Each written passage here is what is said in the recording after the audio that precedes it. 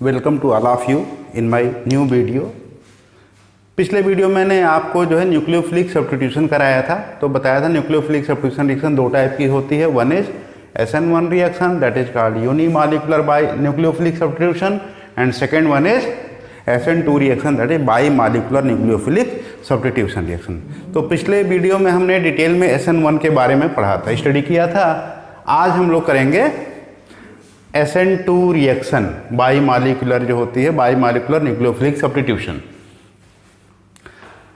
तो देखो ये एक general SN reaction nucleophilic substitution reaction, पिछले वीडियो में उसको रिपीट कर दूं। ये हमारा क्या है, ये है सब्सट्रेट, इसको बोलते हैं अटैकिंग रिएजेंट। और ठीक है, इसमें हमारा जो X है इसको क्या कहेंगे, this is called leaving nucleophile. और जो OH है वो उसकी जगह पे आ गया, X की जगह पे OH आ गया, इसको कहेंगे हम अटैकिंग न्यूक्लियोफाइल। ठीक है, SN रिएक्शन हम लोग पढ़ रहे हैं, SN।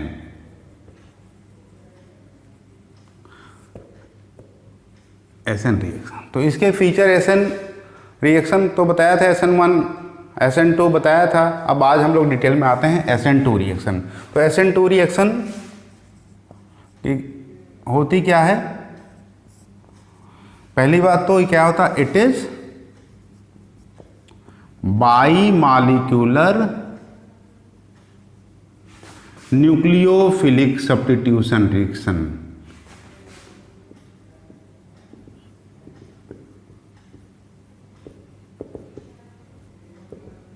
ये होती है बाई मॉलिक्यूलर न्यूक्लियोफिलिक सब्स्टिट्यूशन। अगर इसकी काइनेटिक्स की स्टडी करें तो ये जो होती है, it is second order reaction.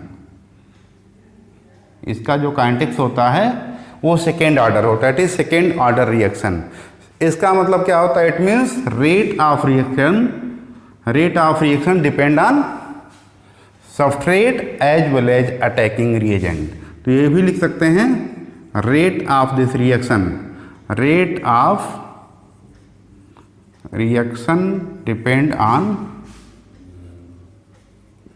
concentration of substrate as well as attacking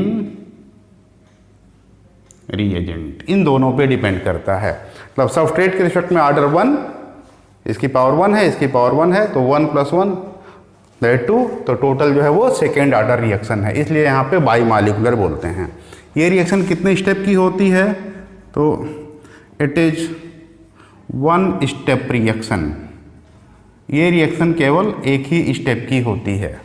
ठीक है, और 1 स्टेप में क्या होता है, 1 स्टेप की अगर रिएक्शन है तो उसी में बॉन्ड ब्रेकिंग भी होगा, that is bond between this carbon and halogen या लोभी लिविंग न्यूक्लियोफाइल्स के बीच का बॉन्ड ब्रेक होगा। At the same time bound form between this carbon and this attacking reagent OH के बीच में बॉन्ड का फॉर्मेशन होगा।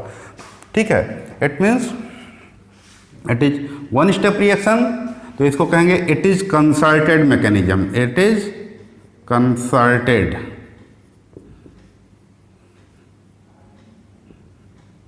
कंसर्टेड मैकेनिज्म क्या होती है, concerted mechanism are those in which bond breaking and bond formation both takes place simultaneously. अगर इसको graphical representation करें तो ये आपका एनर्जी यहाँ पे टाइम के साथ कैसे रिएक्शन प्रोसीड कर रही है, X एक्सिस Y एक्सिस। तो सपोज ये प्रोडक्ट है और ये हमारा रिएक्टेंट है, R फॉर रिएक्टेंट। तो ये इसमें सिंगल पीक की रिएक्शन होती है, इस स्टेट को हम बोलेंगे this is called transition state. और ट्रांजिशन स्टेट पे ही बॉन्ड ब्रेकिंग होती है, वहीं पे बॉन्ड फॉर्मेशन होता है। अगर किसी रिएक्शन का एनर्जी प्रोफाइल आप ऐसे बनाओगे, प्रोडक्ट नीचे है, रिएक्टेंट ऊपर है, तो इसको कहेंगे आप एंडोथर्मिक रिएक्शन। अगर हम इसको उल्टा कर दें, इसको ऊपर कर दें, इसको नीचे कर दें, तो एक्सोथर्मिक रिएक्शन है। ठीक है, तो ये आपका है ट्रांजिशन स्टेट। इसी स्टेट पे bond breaking and bond formation दोनों होता है। इसकी मैकेनिज्म देखिए, इसकी मैकेनिज्म क्या होती है। पहले स्टेप में क्या होता है, दिस इज मैकेनिज्म। मैकेनिज्म ये आपका जो है R1 R2 R3 ये 3 अल्काइल ग्रुप हैं। यहाँ से एक X अटैच है। यहाँ पे क्या होता है कि यहाँ पे आएगा इस अटैकिंग रिएजेंट का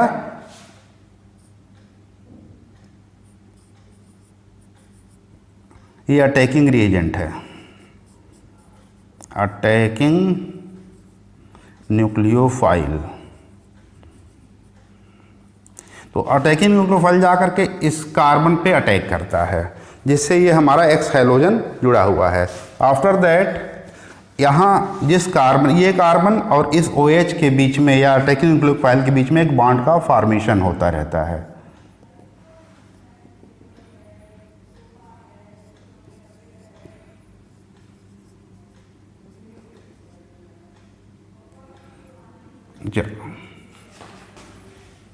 तो इसको हम लोग बोलेंगे यही हमारा ट्रांजिशन स्टेट है। This is transition state. यहाँ पे जो पहली जो डॉटेड लाइन है, ये वाली जो डॉटेड लाइन है, ये बता रही है बॉन्ड ब्रेकिंग को, बॉन्ड मेकिंग को या बॉन्ड फॉर्मेशन को। बॉन्ड मेकिंग है और ये बॉन्ड ब्रेकिंग है। बॉन्ड ब्रेकिंग तो दोनों साइमल्टेनियसली होती है ना, इस वजह से इसको बोलते हैं कंसर्टेड मैकेनिज्म। आफ्टर दैट ये जो बॉन्ड होगा बिटवीन C और OH या न्यूक्लियोफाइल के बीच का बॉन्ड फॉर्म हो जाएगा।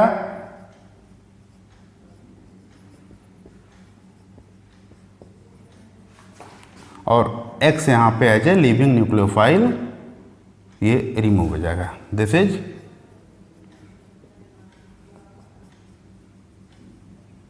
Leaving nucleophile. तो ये इसकी ऐसे मैकेनिज्म होती है। अब इसके और फीचर अगर देखा जाए, है ना, तो यहाँ पे क्या होगा, जो ट्रांजिशन स्टेट है उस समय ये जो कार्बन होता है जिस पर एक न्यूक्लियोफाइल अटैक कर रहा है, दूसरा उसे जा रहा है, तो for some time this carbon become pentavalent. तो इन ट्रांजिशन स्टेट ये लिख सकते हैं, in transition state carbon H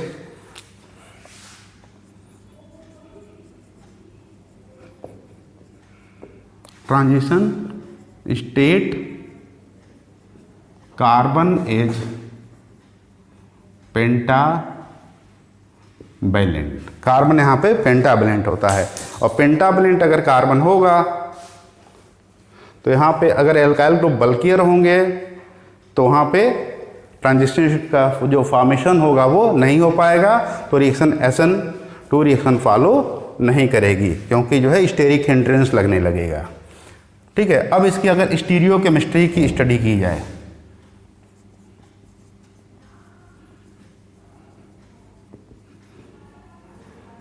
अगर हम स्टीरियो केमिस्ट्री की बात करेंगे SN2 रिएक्शन की, तो स्टीरियो केमिस्ट्री की अगर बात करें तो पहली बात तो हमने जो सब्स्टिट्यूशन रिएक्शन देखा, ये कार्बन sp3 कार्बन है। ठीक, ये कार्बन हमारा sp3 कार्बन है। तो sp3 कार्बन जो होता है वो टेट्राहाइड्रल कार्बन होता है। ठीक है। अब यहाँ पर जो है,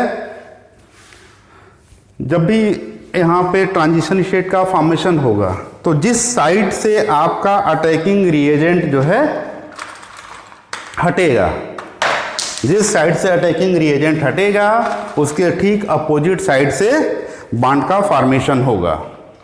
जिस साइड से अटैकिंग रिएजेंट हटेगा उसके ठीक अपोजिट साइड से बॉन्ड का फॉर्मेशन होगा। अभी मैं दिखा रहा हूँ आप लोगों को, देखिए जैसे हमारा जो है ये कार्बन है, ये टेट्राहाइड्रल कार्बन है, लाइक दिस। ये कार्बन है हमारा, ये यहाँ पे R1 R2 R3, और ये हमारा X लीविंग ग्रुप है। सपोज ऐसे कार्बन को मैंने रखा है ये।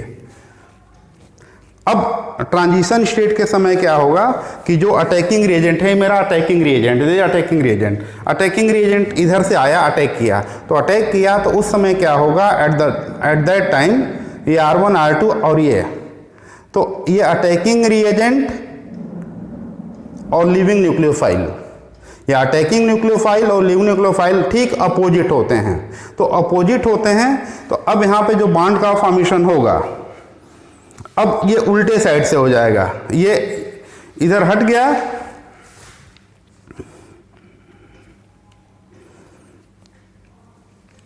और यूं लाइक दिस, तो OH हमारा अपोजिट साइड में आ गया। तो अगर स्टीरियोकेमिस्ट्री की बात मैं कर रहा हूं, तो अगर हम कहें कि जो sp3 कार्बन होते हैं, अगर उस पर 4 डिफरेंट ग्रुप अटैच हैं, तो वो क्या होगा, इट इज ऑप्टिकली एक्टिव, इधर डी फॉर्म और एल फॉर्म। ठीक है, तो अगर ये प्रोडक्ट हमारा जो है, अगर जो सबस्ट्रेट है अगर डी होगा, तो जो प्रोडक्ट होगा वो, अगर ये हम कहें कि डेक्स्ट्रोरोटेटरी है तो लिवोरोटेटरी होगा, और अगर लिवोरोटेटरी है तो ये डेक्स्ट्रोरोटेटरी होगा। तो इसका जो कॉन्फ़िगरेशन होता है, जो ऑप्टिकल रोटेशन होता है, वो बिल्कुल चेंज हो जाता है।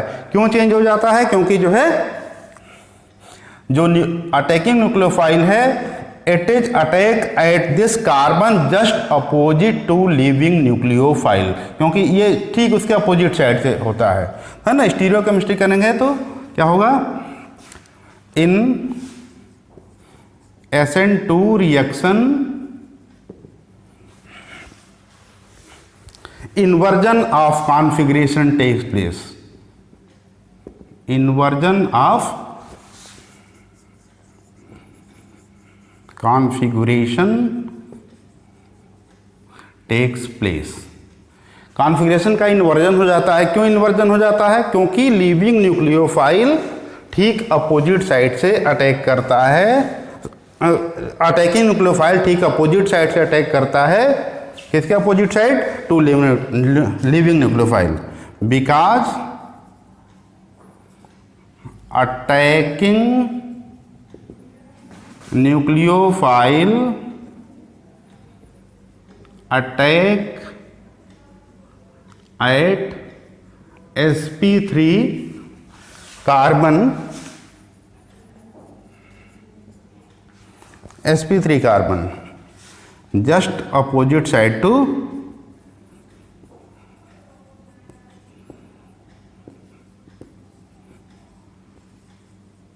living nucleophile. तो अगर प्रोडक्ट, अगर रिएक्टेंट हमारा रेस्टोरोटेटरी होगा तो प्रोडक्ट लिवोरोटेटरी होगा। इसको कहते हैं, it is called Walden inversion, it is called Walden inversion. अब यहाँ पे दोनों मैकेनिज्म पढ़ा दिया, तो अब एक कंपैरिजन कर लें कि अगर हमारा जो है, जो sp3 कार्बन है जिससे लिविंग ग्रुप अटैच है, जिससे लिविंग ग्रुप अटैच है, उसका नेचर कैसा है, प्राइमरी है, सेकेंडरी है या टर्सरी। तो जनरली क्या होता है कि primary carbon, secondary carbon, tertiary carbon, तो ये SN1 फेवर करती है,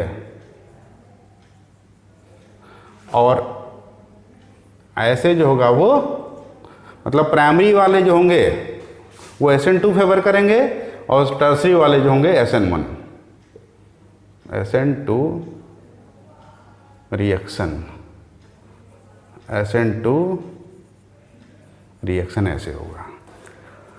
अब आगे जो भी प्रॉब्लम होगी आपको इस पे प्रॉब्लम सॉल्व करना है। नेक्स्ट वीडियो में मैं न्यूक्लियोफिलिक सब्स्टिट्यूशन के कुछ प्रॉब्लम्स कराएंगे, ठीक है।